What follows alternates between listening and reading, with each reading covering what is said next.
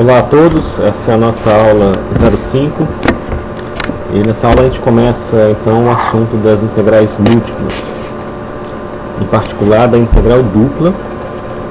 Nessa aula a gente vai ver a definição e propriedades da integral dupla, a interpretação dessa integral como volume sob o gráfico de uma função em cima de uma região. E vamos ver como que nós efetivamente calculamos integrais duplas usando as integrais do cálculo 1 que nós já conhecemos. Bom, então, como eu já mencionei na primeira aula, no cálculo 1 nós estudamos essa integral de f de x, dx de a até b, onde a função f é definida limitada no intervalo fechado a b. E como eu também já mencionei na primeira aula, no cálculo 2 nós estendemos essa integral do cálculo 1 no sentido da integral imprópria, que é uma integral, tem dois tipos de integral imprópria. Uma é quando o intervalo de integração é ilimitado e a outra é quando a função ela é singular em algum ponto do intervalo, ou seja, quando ela, digamos, ela, por exemplo, pode explodir na vizinhança de um ponto. Nas 4 aulas anteriores nós estudamos uma outra extensão do conceito de integral, que é a integral de linha. E nessa aula então nós abordaremos a integral dupla, que é uma versão bidimensional desta integral que está aqui. A integral de linha, como eu já havia mencionado, ainda é uma integral unidimensional. E essa daqui, a integral dupla, é uma integral bidimensional, e a própria construção dessa integral é uma extensão da construção dessa integral aqui do cálculo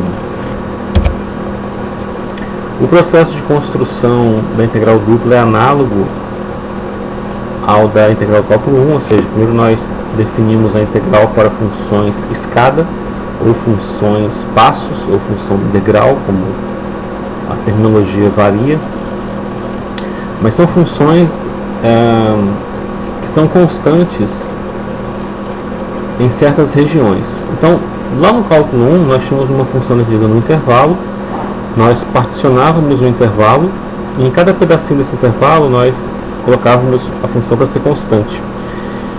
E aí a integral dessas funções escada é justamente a soma das áreas dos retângulos sob os gráficos, sob o gráfico dessa função, né?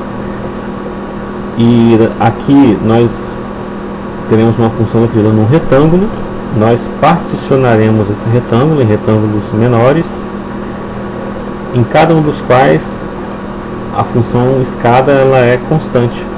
Então a integral dessa função escada será justamente o volume desses paralelepípedos que se formam sob o gráfico dela. E depois disso então nós estendemos a integral para funções gerais por aproximação. Bom, primeiro então vamos às definições relevantes. Em primeiro lugar nós temos a definição do que é um retângulo. Um retângulo é o produto de dois intervalos, ou seja, são os pontos do plano tais que x pertence a um intervalo e y pertence a outro intervalo, e geometricamente ele é representado como um retângulo, como um produto de dois intervalos.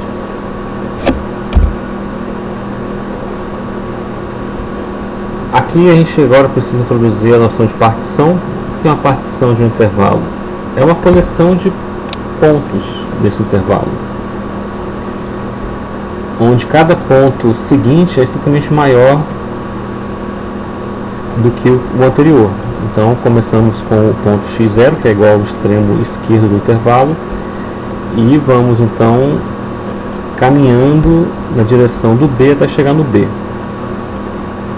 Isso nos dá uma coleção finita de pontos nesse intervalo. E a mesma coisa para o C. Então aqui nós teríamos vários pontinhos, aqui nesse lado horizontal, né? Aqui, e outros vários pontinhos aqui. O produto desses dois conjuntos de pontos são pontos aqui no plano, que então, quando eu conecto esses pontos, eu divido esse retângulo em vários pedacinhos horizontais e verticais. Então aqui eu tenho esses pontinhos aqui no eixo horizontal, tem pontinhos no eixo vertical, e o produto deles então me faz essa rede, isso que parece uma rede aqui no plano, né? E as funções escadas são tais que dentro aqui de cada retangulinho desse ela é constante.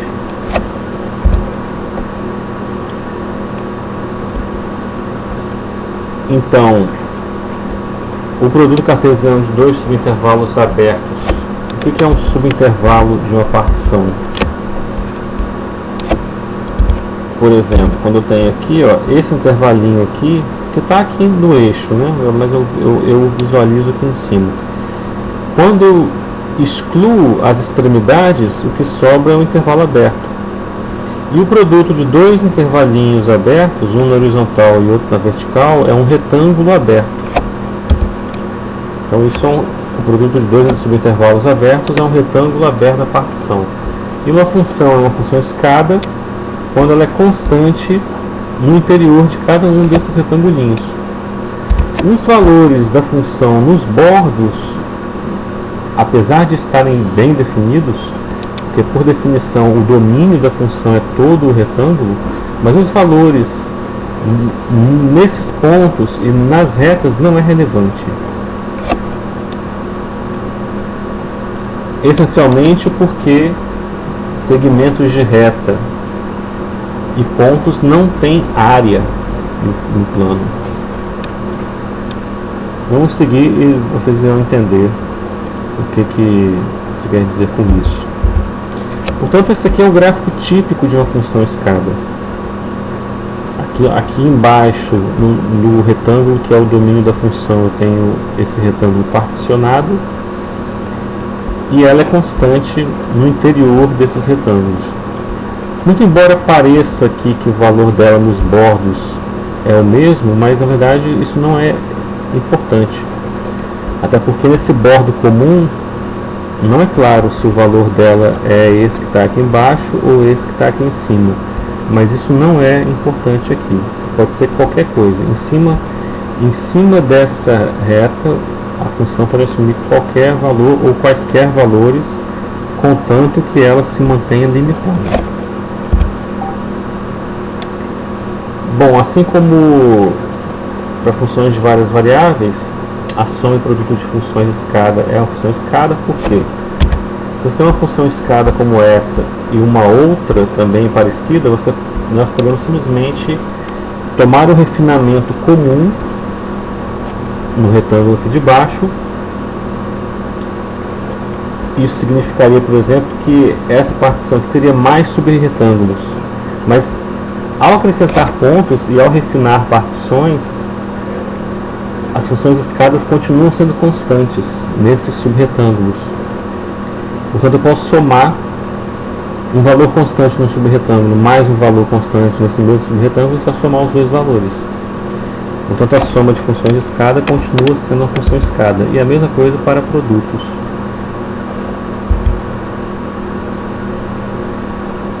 Então, se eu tenho essas duas partições P1 e P2 dos intervalos, e eu fixo a minha atenção neste retângulo aqui, em particular, e se eu designo o valor da função escada no interior desse retângulo, que são aqui os intervalos abertos, o produto dos intervalos abertos, se esse é o valor da função, ou seja, se é a altura, se essa é a altura do paralelogramo, então o volume desse paralelepípedo, é claro, é essa expressão, porque o que está aqui entre parênteses, é a área que está lá embaixo. Veja, aqui é uma aresta, é o x menos x e menos 1, Aqui é um YJ vezes YJ menos 1, portanto o produto dessas duas coisas é a área. E agora eu vou multiplicar pelo CIJ, que é o valor da função, é a altura. Portanto isso é o volume do paralelepípedo. E a integral dupla, sendo definida por essa soma, a soma de todos esses produtos de paralelepípedos, nada mais é do que a soma de todos esses volumes que estão aqui embaixo. E agora não deveria ser surpresa desde já, embora eu vou elaborar isso melhor mais para o final da aula. A integral dupla de uma função geral consiste em você considerar funções de escada que estejam abaixo dessa função e refinar cada vez mais o retângulo de modo a definir a integral por aproximação. Em todo caso, apesar de eu não dar muitos detalhes agora, mas já deveria ser intuitivo que, assim como a integral dupla de uma função escada é o volume que está abaixo do gráfico dela, também a integral dupla de uma função não negativa vai ser o volume da região que está abaixo dela e acima do plano XY.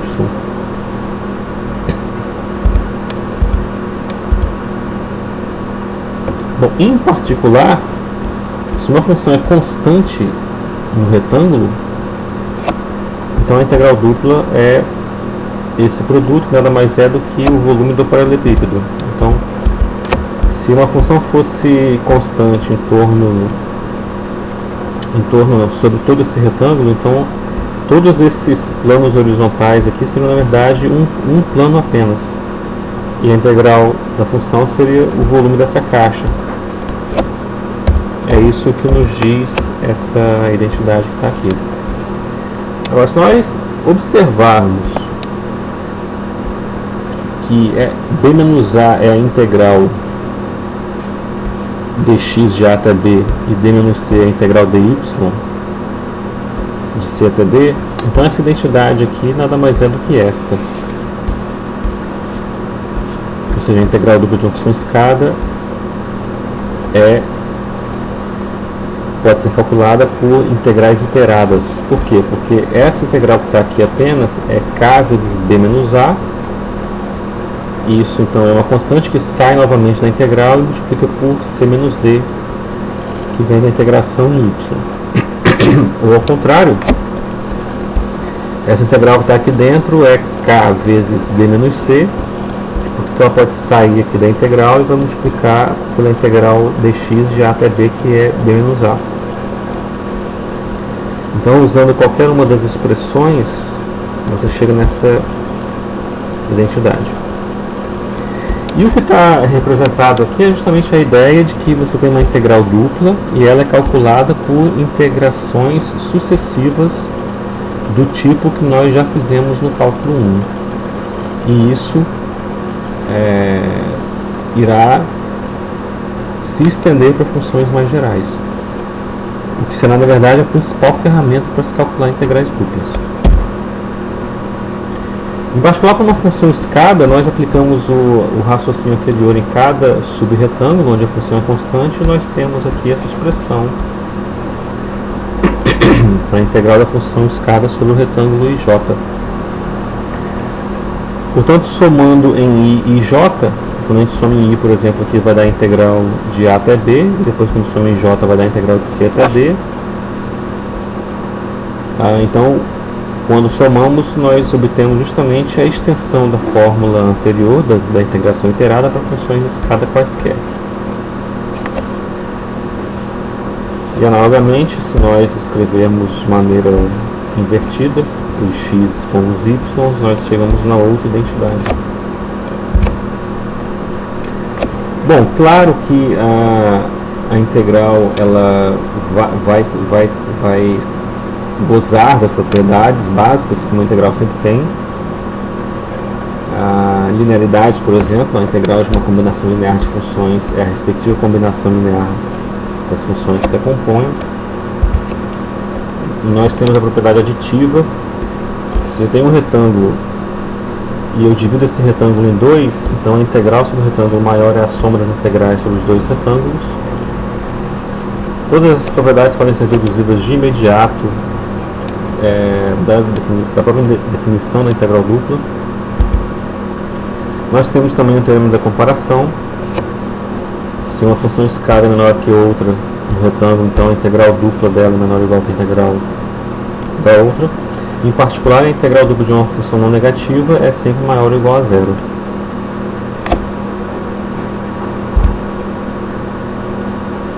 Bom, aqui agora vamos já caminhando para estender a integral para funções gerais, e as integrais são definidas para funções limitadas. Uma função é limitada quando o grafo dela é situado entre dois planos horizontais.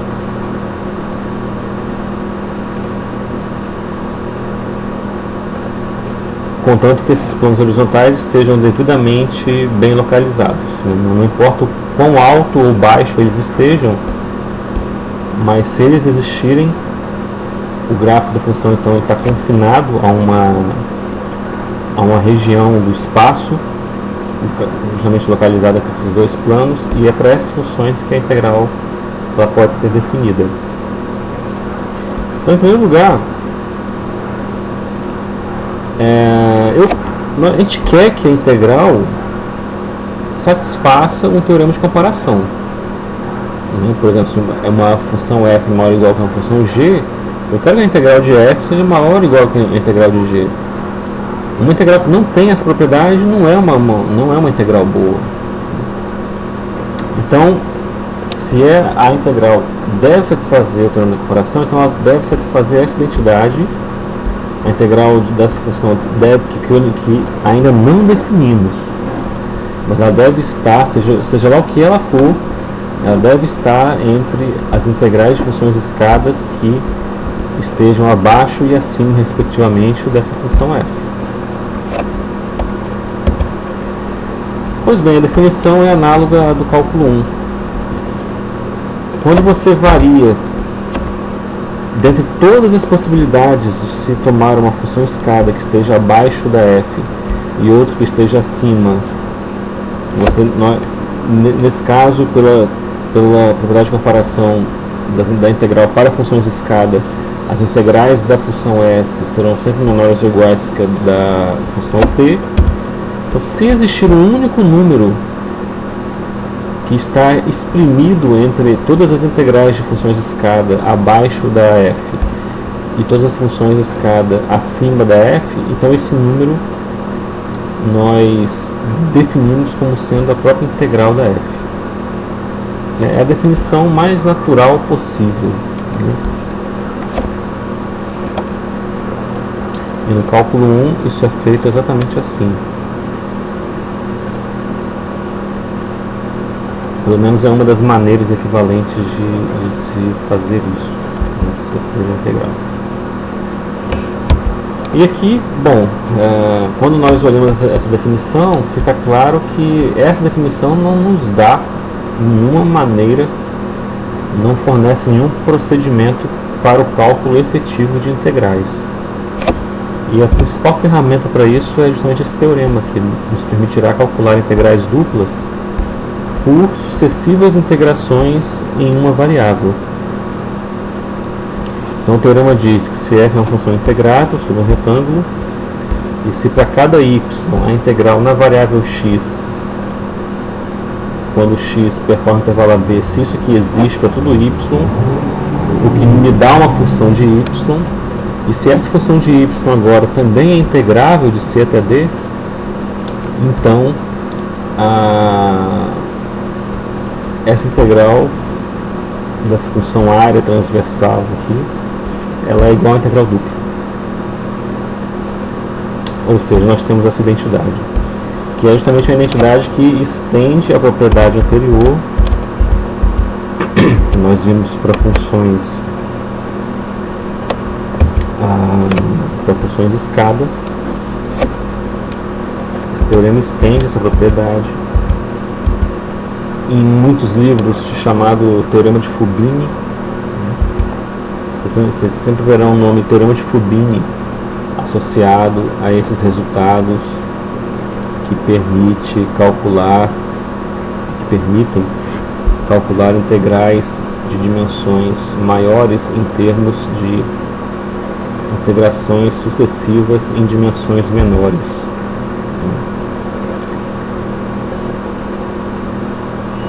É claro que vale um enunciado análogo que te permite inverter essas integrações aqui. Eu deixo vocês formularem. E a demonstração é imediato da própria definição. Se nós temos funções escadas respeitando essa monotonicidade aqui, nós então integramos em x, e se agora essa função de y aqui é integrável, que é justamente a hipótese do teorema, então nós integramos novamente.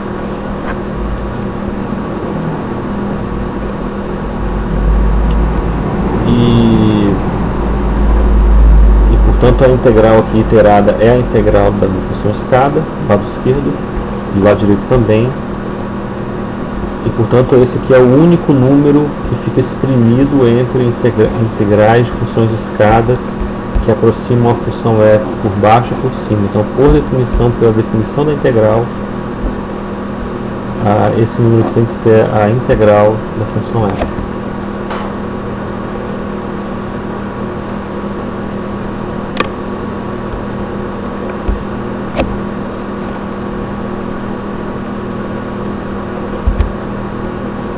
Bom, vejamos um exemplo. Calcular essa integral aqui. Dado que a integral exista, né? Isso é algo que nós não nos preocuparemos agora, mas na próxima aula veremos alguns resultados gerais que garantem, por exemplo, funções contínuas são integráveis. Então isso aqui é uma função contínua, claramente é contínua, são senos exponenciais, então tudo isso é contínuo.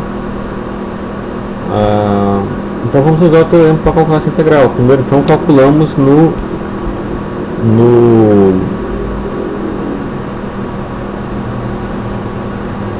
aqui eu creio que seja um dx aqui, tá? Aqui é um dx, tá, gente? Depois vou ter que consertar isso aqui. Então aqui eu calculo a integral dx. Então eu integro em x. Então aqui é o seno de y, então é uma constante. Então é x² sobre 2 menos y elevado a x, porque em x a integral exponencial é ela mesma e esse y aqui é visto como uma constante. E agora subtraímos os resultados, põe x igual a 1 menos essa mesma expressão com menos 1. Esse daqui, bom, aqui vai dar 1.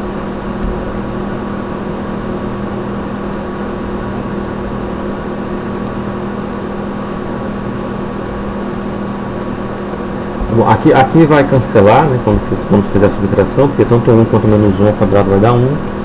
E aqui é que vai sobrar esse aqui. Então, menos y elevado a e, menos com menos mais, y elevado a menos 1. Agora isso aqui nós integramos em y. Integramos em y. E de 0 a π sobre 2. E fazendo essas contas, aqui o menos e mais 1 sobre e pode colocar em evidência. E vai ficar a integral de y dy de 0 a π sobre 2 vai dar π² sobre 2.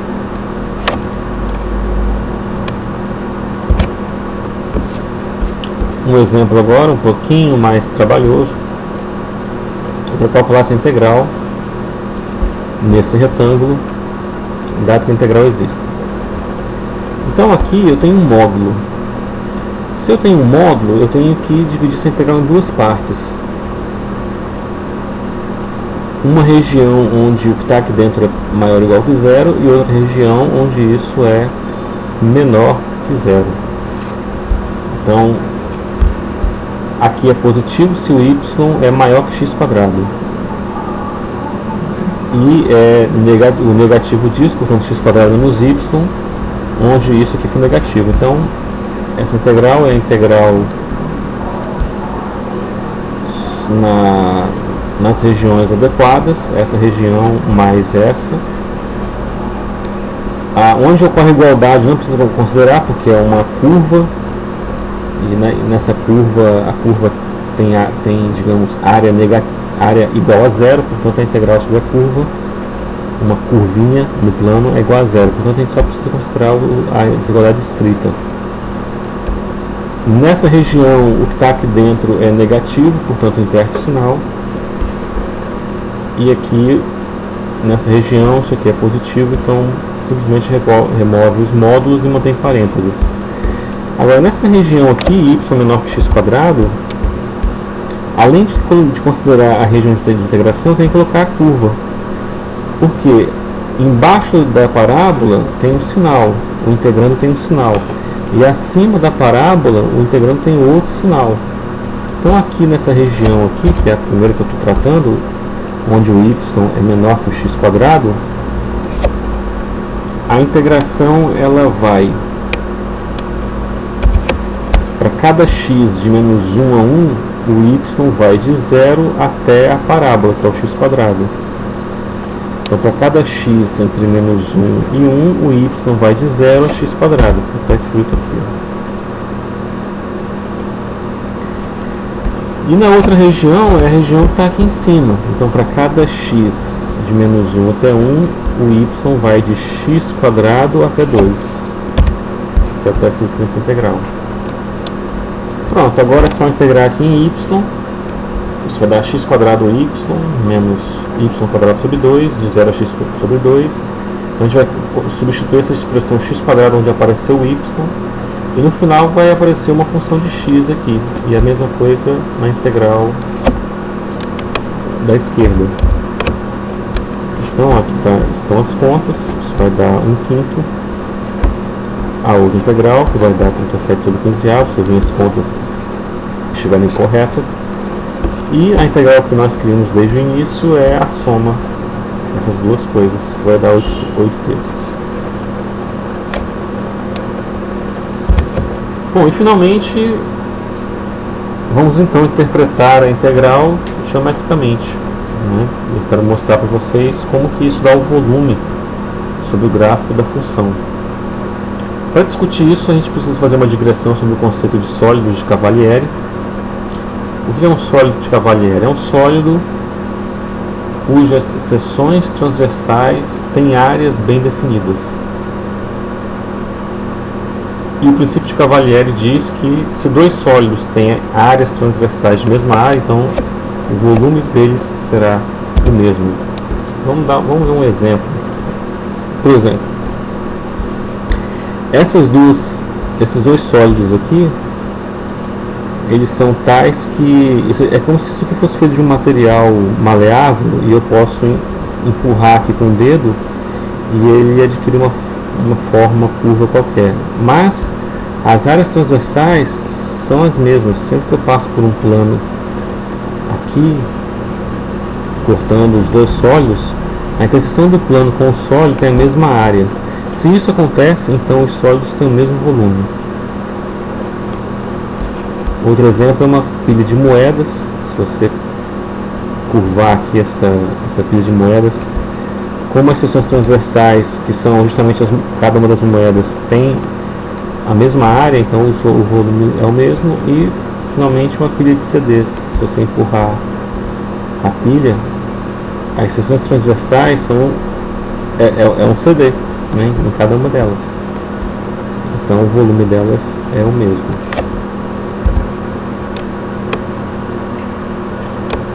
Esse princípio de Cavalieri é usado no cálculo 1 para se provar um teorema que diz o seguinte: se você tem um sólido e você tem um eixo aqui ao longo do sólido, de modo que em cada ponto você tem aqui um valor bem definido da área, ou seja, em cada ponto o valor da função nesse ponto é um A de U, que é justamente a área desse retangulinho aqui, dessa figura plana vermelha, né? Se essa função é integrável, então o princípio de Cavalieri pode ser usado juntamente com argumentos de cálculo integral para se mostrar que o volume então do sólido é a integral dessa função. Mais precisamente, seja R um sólido de Cavalieri, cuja função área transversal é integrável. Então o volume do sólido R é a integral. Então aqui, no caso dessa pirâmide, se essa função área aqui dessa pirâmide é integrável, então o volume da pirâmide é a integral dessa função de 0 até h. E como é que nós aplicamos isso na integral dupla? Nós temos aqui o eixo x com o intervalo AB, nós temos o eixo y com o intervalo CD, nós temos aqui o retângulo, que é o domínio da nossa função, e aqui em cima o gráfico dela. Então, aquela identidade do teorema anterior, das integrais iteradas, vai me dizer o que? Esse A de y é justamente a área da seção transversal que eu obtenho quando eu corto esse sólido, o sólido determinado pelo plano XY e o gráfico da F, e os planos aqui horizontais, os planos verticais, né, verticais em relação ao plano do horizontal que está aqui. Então, essa integral aqui A de y, ela é justamente a área dessa seção transversal. Eu estou integrando a função num ponto y fixo, um yzinho aqui que está fixo. Então eu estou integrando, na verdade, essa curva no intervalo AB. Então eu tenho essa área, essa integral aqui, esse A de y, é justamente a área. É a função área transversal. Quando eu saio daqui, dessa reta aqui que passa pelo C, o Czinho aqui no eixo Y, e vou até o D. Portanto, a integral disso, pelo teorema anterior, que usa o princípio de Cavalieri, a integral disso é justamente,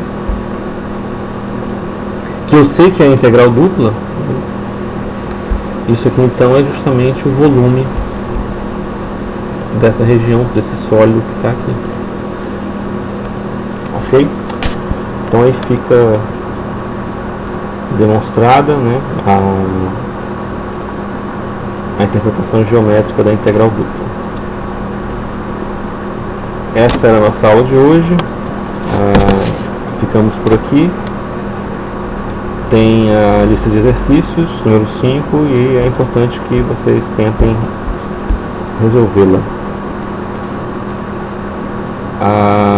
Qualquer dúvida podemos discutir na outra aula, tá bom? Um bom dia para todos e até a próxima.